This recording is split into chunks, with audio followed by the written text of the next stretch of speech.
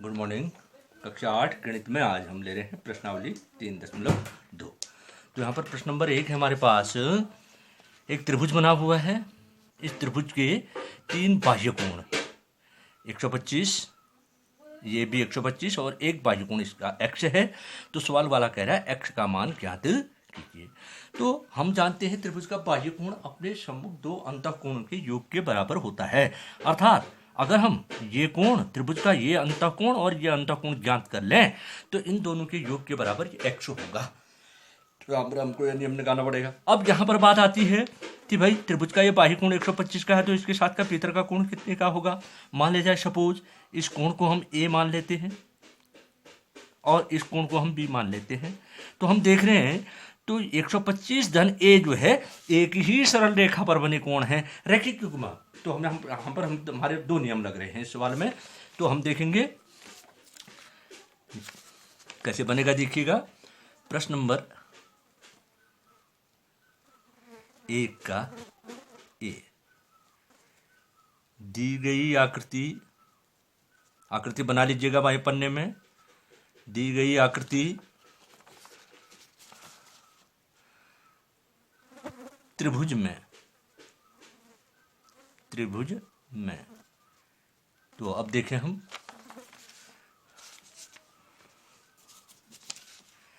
125 अंश धन a बराबर 180 अंश।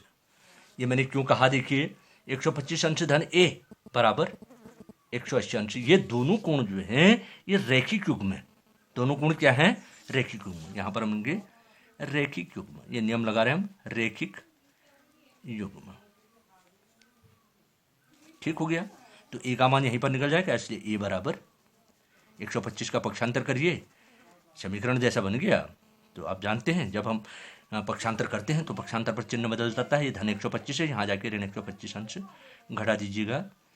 10 में से 5 गया 5 और यहाँ 7 में से 2 गया 5, 1 में से 1 कुछ नहीं, 55 अंश। तो a का मान निकल गया हमारा 55 अंश। इसी प्रकार हम कोण भी ज्ञात करें। ये देखिए इसी प्रकार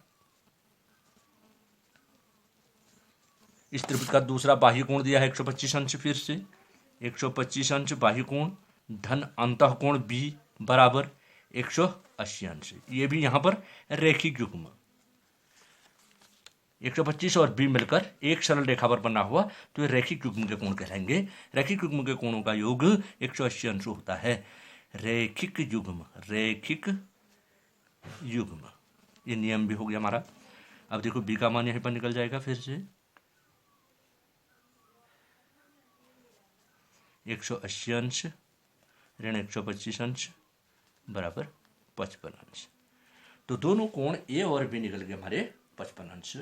तो अब x का मान हम आराम से ज्ञात कर सकते हैं। इसलिए x अंश बराबर 55 अंश धन 55 अंश।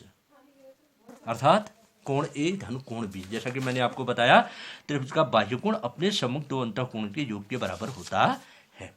बराबर आ गया 110 अंश। तो इसको हम कहेंगे बाह्य कोण अपने सम्मुख दो अंतःकोणों के, नियम भी लिख दिया, कोणों के योग के बराबर होता है। योग के बराबर होता है इस आधार पर। तो हमारा आंसर आ गया x बराबर 110। अगली आकृति हम देखें बच्चों, ये क्या है। 1 2 3 4 5 पंचभुज है। तो पंचभुज के अंतःकोणों का योगफल पहले हमको देखना पड़ेगा। त्रिभुज में पंचभुज के अंतःकोणों का योगफल क्या होता है। इसका ये बाह्य कोण दिया है 70 अंश, यहाँ पर बाह्य कोण दिया है 90 अंश, यहाँ पर 60 अंश और यहाँ पर 90 अंश, और ये बाह्य कोण दिया है, यहाँ पर ये कोण नहीं दिया है। हम ये कोण ज्ञात कर सकते हैं। तो पंचभुज के सभी कोणों का योग तो सबसे पहले हमको देखेंगे। मैंने आपको बताया था क्योंकि पंचभुज के सभी अंतः कोणों का योगफल क्या होगा? जैसा कि मैंने पहले बताया था, एक आपको सूत्र दिया था, n ऋण 2, n जहाँ पर भुजाओं की संख्या बहुभुज की, n ऋण 2 गुणा 180 अंश। इस सूत्र से हम निकाल सकते हैं n का मान यहाँ पर 5, n भुजाओं की संख्या है, 5 ऋण 2 गुणा 180 अंश बराबर 3 गुणा 5 में से 2 घटाए 3 गुणा 180 अंश बराबर हो गया 540 अंश। एक चीज तो ये हो गई।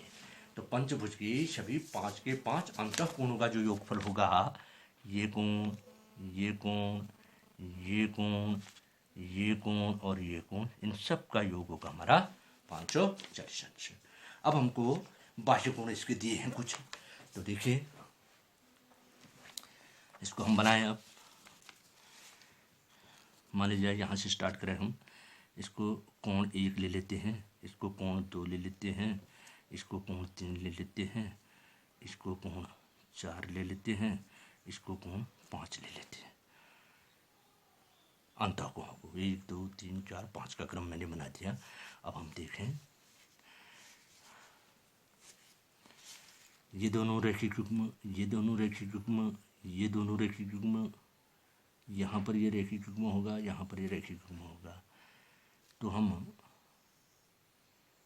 पंचभुज के अंतः कोणों को लेते हैं, तो हम देखेंगे ये कोण होगा 90 का, तो इसका ये छाती भी 90 का, ये कोण 70 का, 70 और ये रैखिक युग्म होता है 180 में से 70 घटाएं 110 का, ये x धन 4 ये ऐसे रहेगा, x मालूम नहीं है, ये 90 का, ये 60 180 में से घटाएंगे तो 120 का। तो पंचभुज के ये कोण ज्ञान करते हैं, तो हम कहेंगे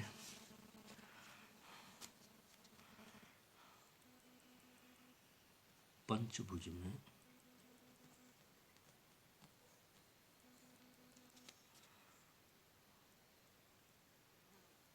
बाह्य और अंतः कोण का योगफल निकाल लें।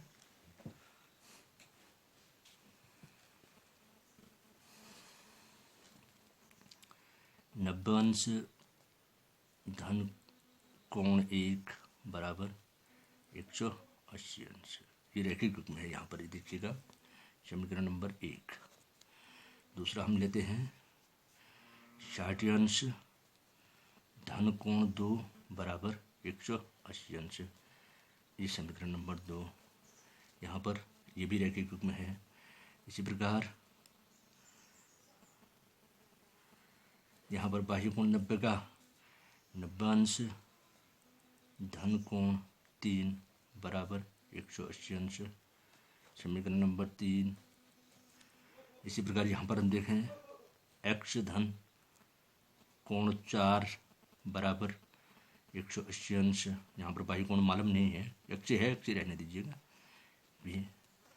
उसके बाद देखें हम 70 अंश धन कोण 5 बराबर 180 अंश, क्योंकि यहाँ पर हम देख रहे हैं ये सभी कोण रैखिक युग्म के हैं, ये दो मिलकर रैखिक युग्म, ये दो मिलकर रैखिक युग्म, ये दो मिलकर रैखिक युग्म, और ये दो मिलकर रैखिक युग्म, ये दो मिलकर रैखिक युग्म। तो अब देखिए समीकरण नंबर 1 2 3 4 तथा 5 को जोड़ने पर हम देखेंगे, तो हम यहाँ x लेते हैं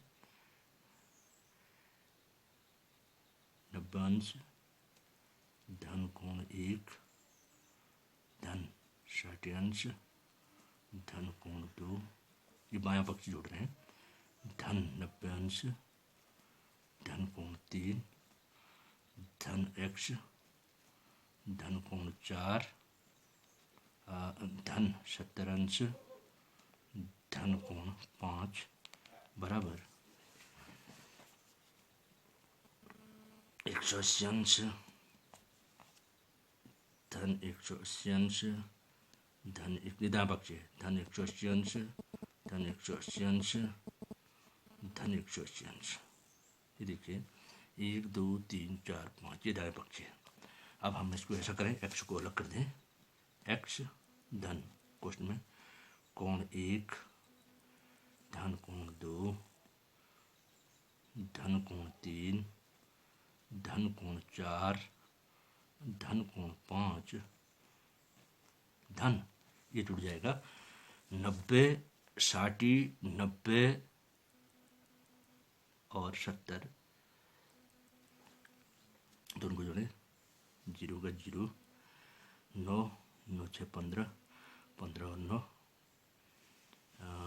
24 24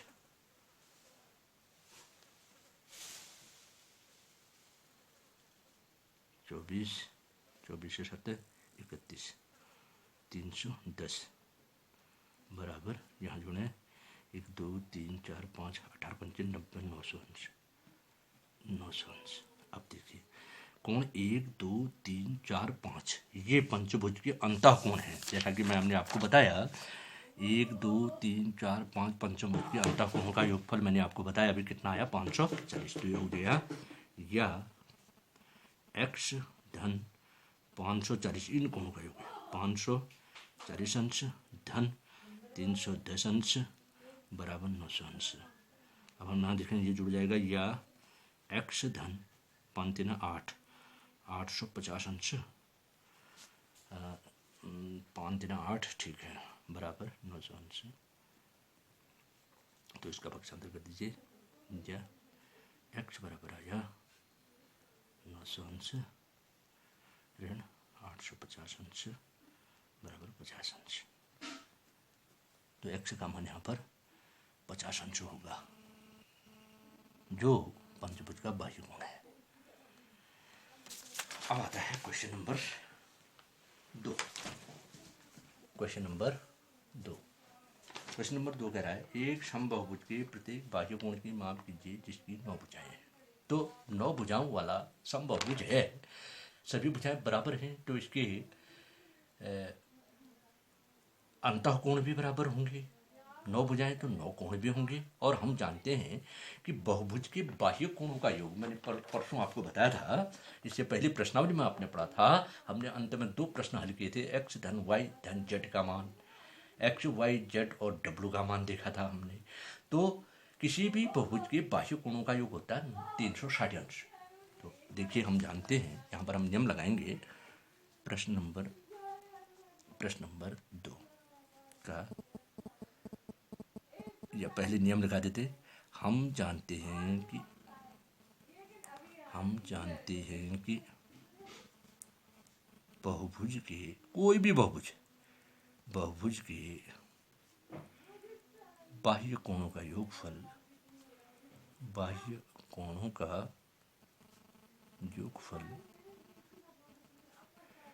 360 अंश होता है। कोई भी बहुभुज है 360 अंश होता है, निश्चित है।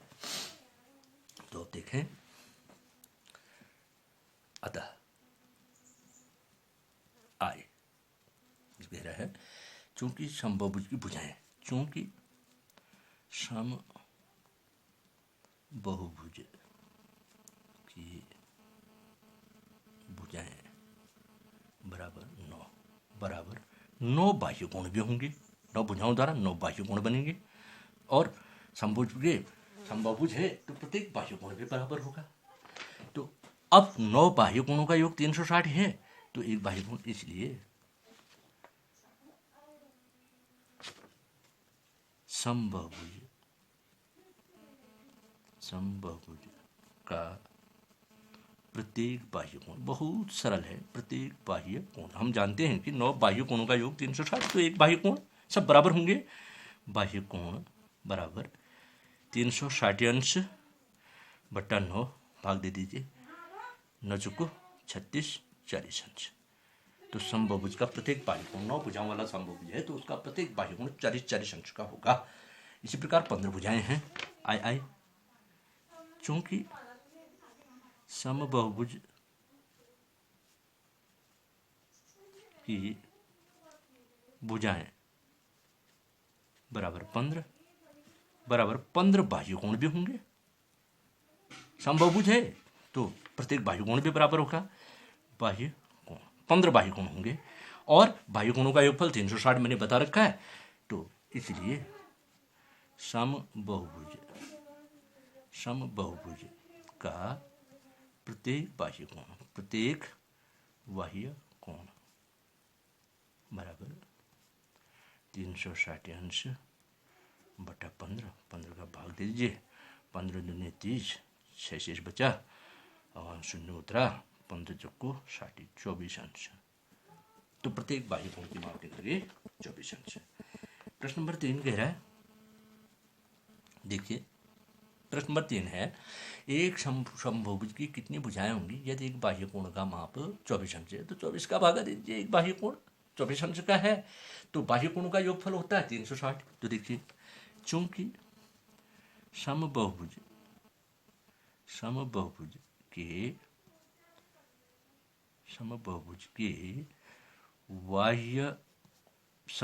के बाह्य कोणों का योगफल बराबर 360 अंश तथा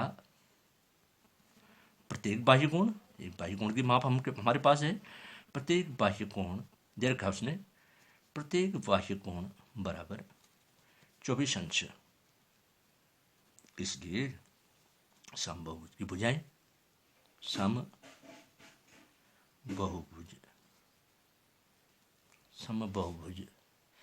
की भुजाओं की संख्या, ये पूछ रहा है भुजाओं की संख्या। तो बाह्य कोणों के योगफल में अगर एक बाह्य कोण का भाग दे दें तो कितने बाह्य कोण होंगे वो निकल जाएगा, उतनी भुजाएं भी होंगी। 360 अंश बटा 24 अंश, देखिए 24 का भाग दे दें, 24 से कम 24, 12 शेष 120, 24 पंचे 120, 15 भुजाएं, 15 भुजाएं। तो कितनी भुजाएं होती होंगी उसमें, 15 भुजाओं वाला। अब भी निकल रहा था 15 भुजाओं वाला समबाहुभुज ऊपर के सवाल में था, उसका प्रत्येक बाह्य कोण 24 का दिया। अब प्रत्येक बाह्य कोण 24 का है तो भुजाओं की संख्या पूछ रहा है, तो 15 भुजाएं होती होंगी, 15 बाह्य कोण होंगे उसमें। अगला प्रश्न है, एक समबाहुभुज की भुजाओं की संख्या ज्ञात कीजिए जिसका प्रत्येक अंतःकोण 165 अंश का हो। तो अब जैसा कि बहुभुज में मैंने बताया, बाह्य कोण और अंतःकोण मिलकर के यह युग्म बनता है।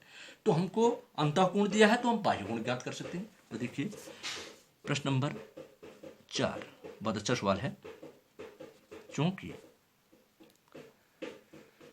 समबाहुभुज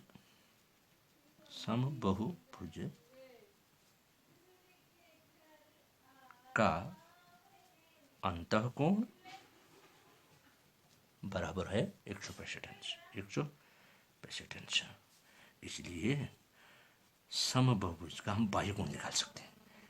समबाहुभुज का बाह्य कोण बराबर 180 अंश ऋण 165 अंश। क्यों घटाया मैंने यहाँ पर 180 में से 165? अब मैंने बताया कि बाह्य कोण और अंतःकोण जो है मिलकर रैखिक युग्म बनाते हैं किसी भी बहुभुज में।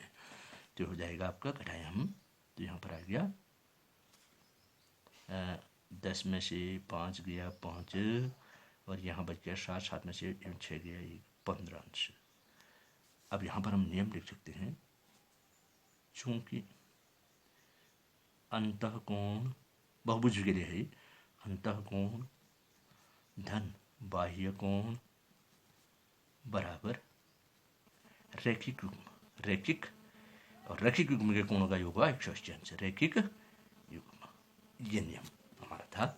अब देखिए हमको मालूम हो गया है समबाहुभुज का प्रत्येक बाह्य कोण जो है वो 15 अंश का है। अब सवाल वाला पूछ रहा है इसकी भुजाओं की संख्या, इसलिए समबाहुभुज में भुजाओं की संख्या बराबर, भाई बहुभुज के बाह्य कोणों का योगफल 360 अंश बटा 15 अंश, 15 का भाग दें, 15 दूनी 30, 6, 15 चौको 60, 24 भुजाएं होती होंगी। कितनी भुजाएं निकलेंगी उसकी, 24 भुजाएं।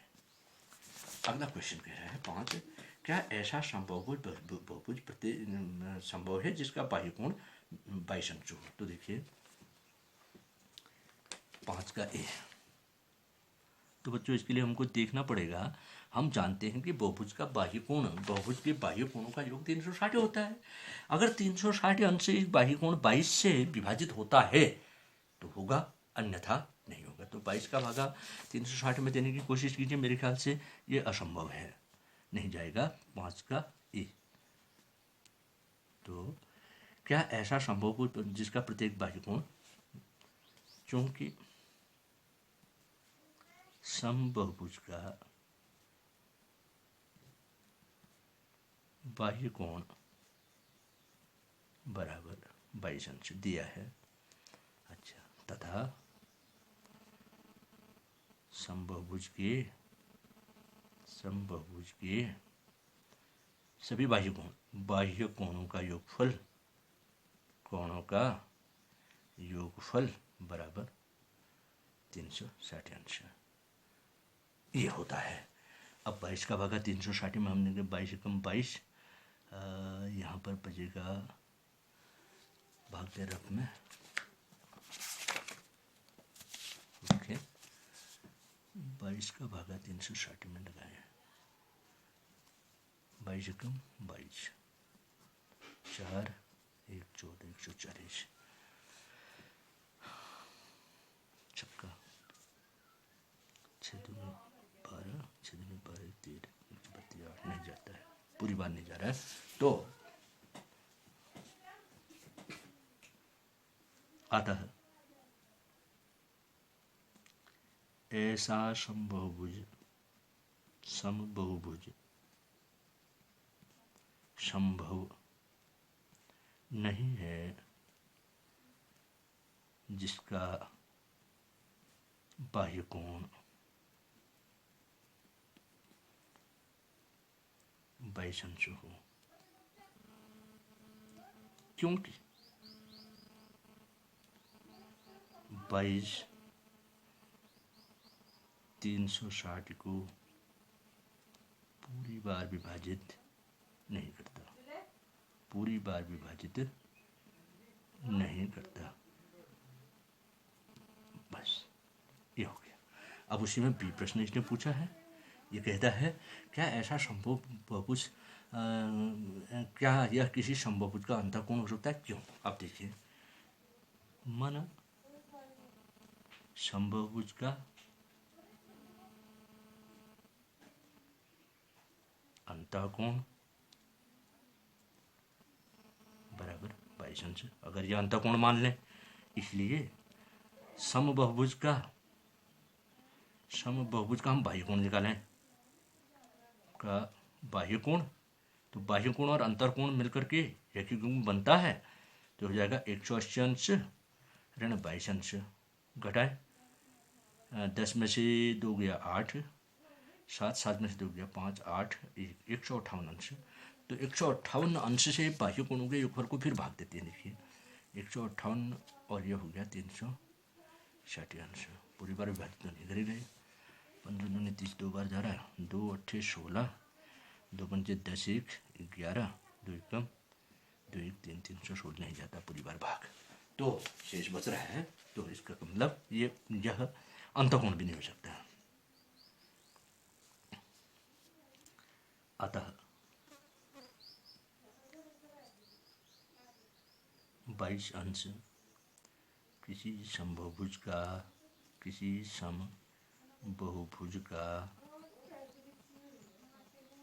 अंतःकोण भी नहीं हो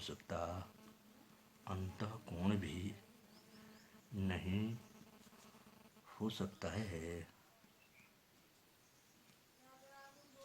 क्योंकि 158 360 को 158 का बाह्य कोण निकलेगा, 158 360 को विभाजित नहीं करेगा, 360 को पूरी बार विभाजित नहीं करता,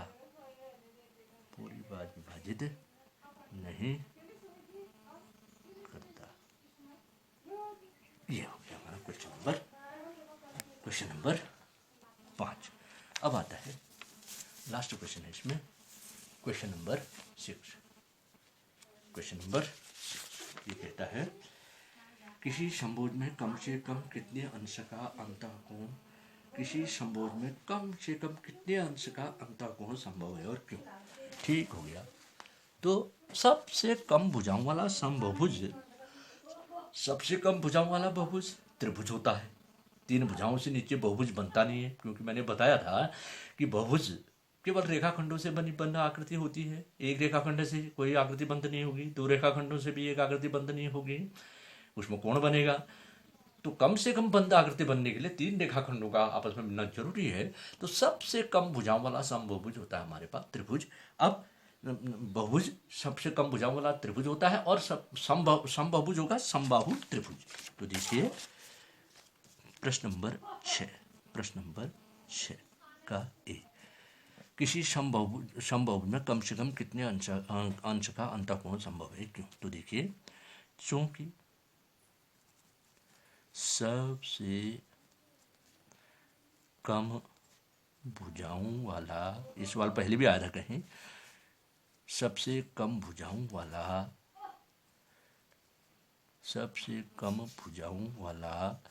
समबहुभुज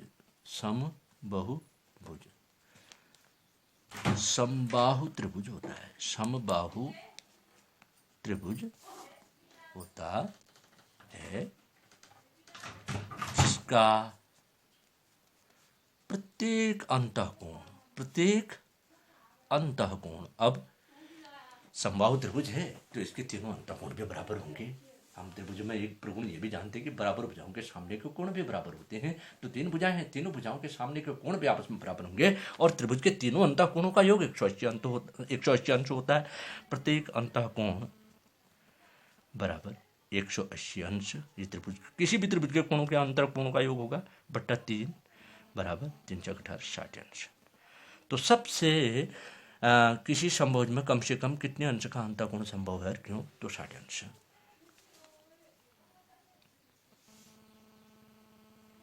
अतः इससे कम अंश का कोई अंतःकोण संभव नहीं होगा बहुभुज। अतः किसी समबहुभुज में कम से कम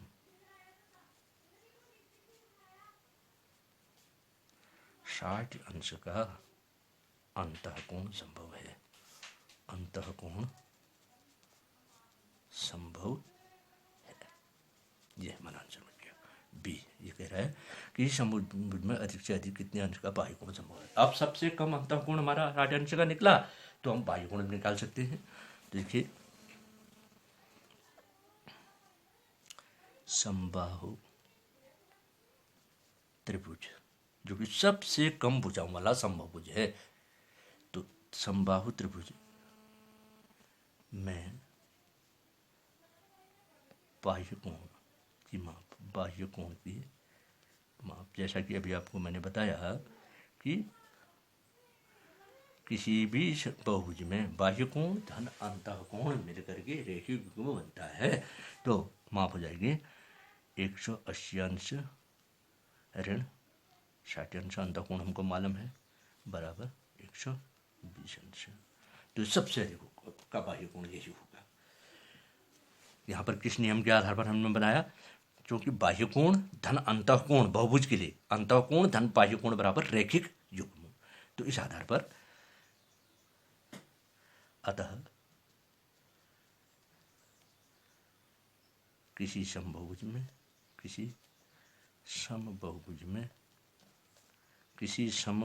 में अधिक से